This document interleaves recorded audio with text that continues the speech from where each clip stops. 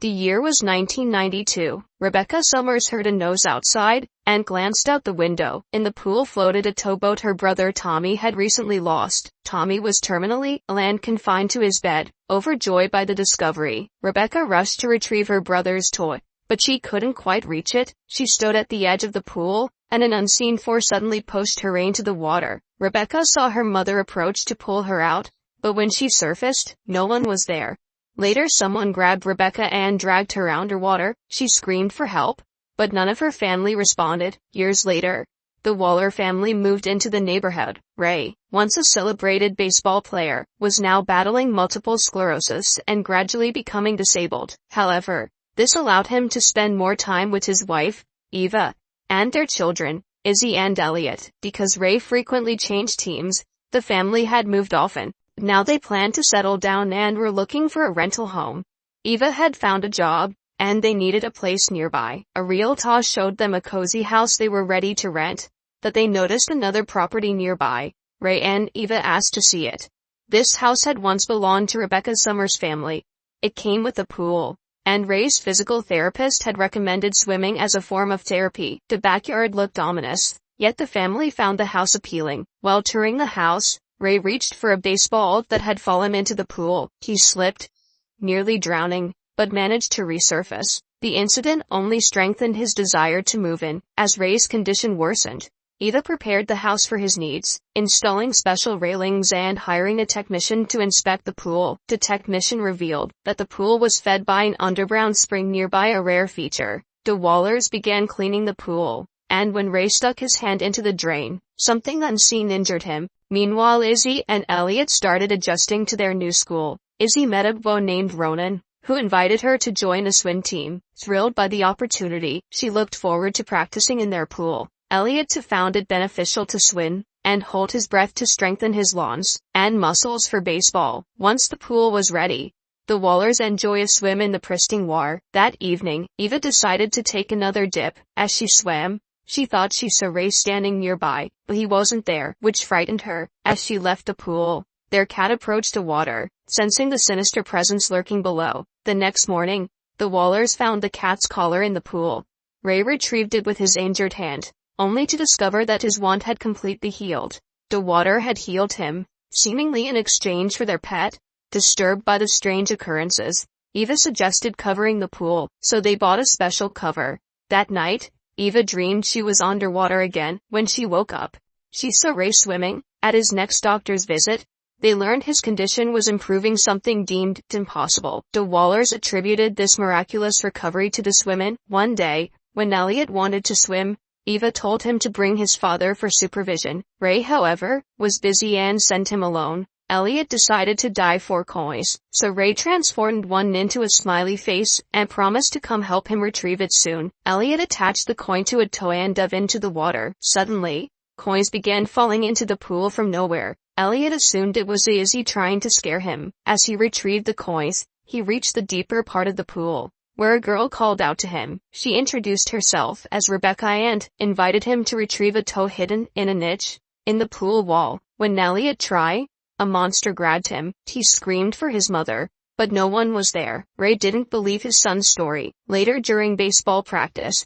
Elliot participated, and Ray was asked to give the players some tips. When the Bows finished batting, Ray decided to show off. After two failed swings, he hit the ball so far it wasn't found immediately. At that moment, the water in the pool rippled slightly. The creature inside had helped Ray make the hit. That evening, while the parents were out, Izzy invited Ronan over. While they were playing, Elliot stayed inside. Suddenly, Ronan emerged from the water, and Izzy encountered the monster. It nearly dragged her to the bottom. As the pool grew inexplicably deeper, she managed to escape, but Ronan claimed to have seen nothing. When their parents returned, Ronan had to leave in a hurry. Afterward, Elliot confided in Izzy, admitting he'd seen something strange underwater. He realized she had seen it too. Elliot wanted to tell their parents so they could move, that Izzy refused. She didn't want to ruin things for their parents, especially since Ray was recovering.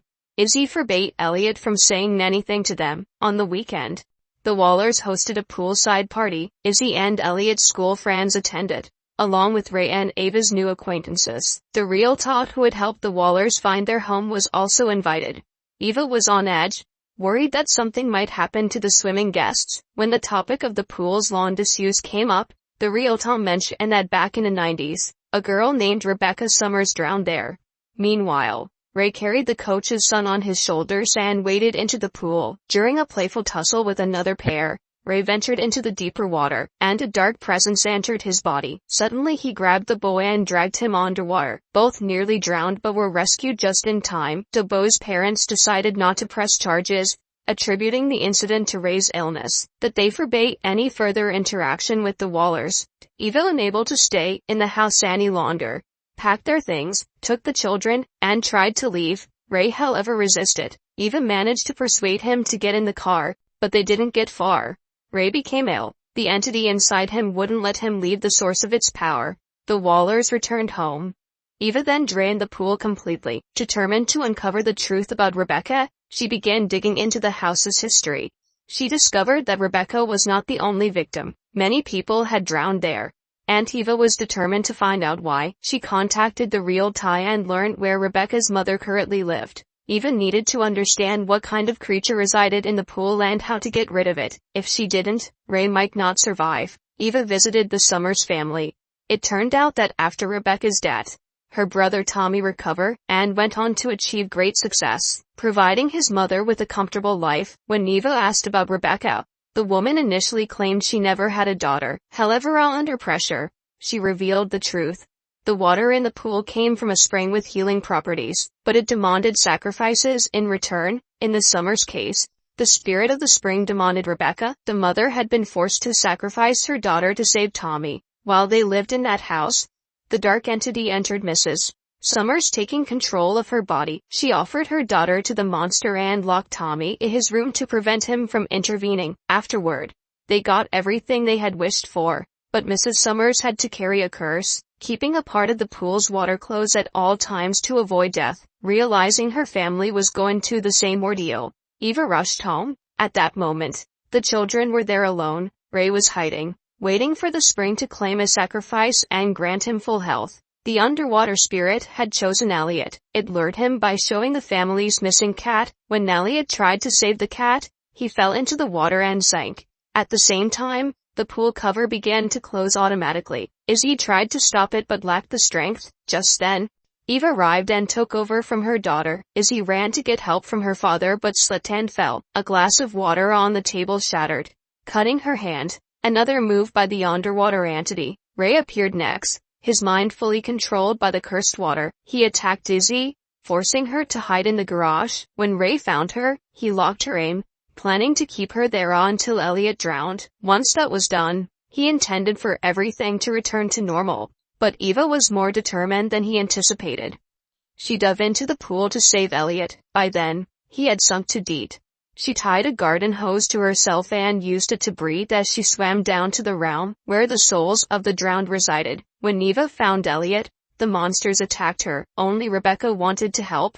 She handed Eva a cone and used it to show the way to the surface. Eva realized she had been swimming in the wrong direction. Thanks to Rebecca, she emerged from the pool with Elliot. Ray was already there. Instead of helping his son, he attacked Eva, lifting her off the ground, intending to kill her.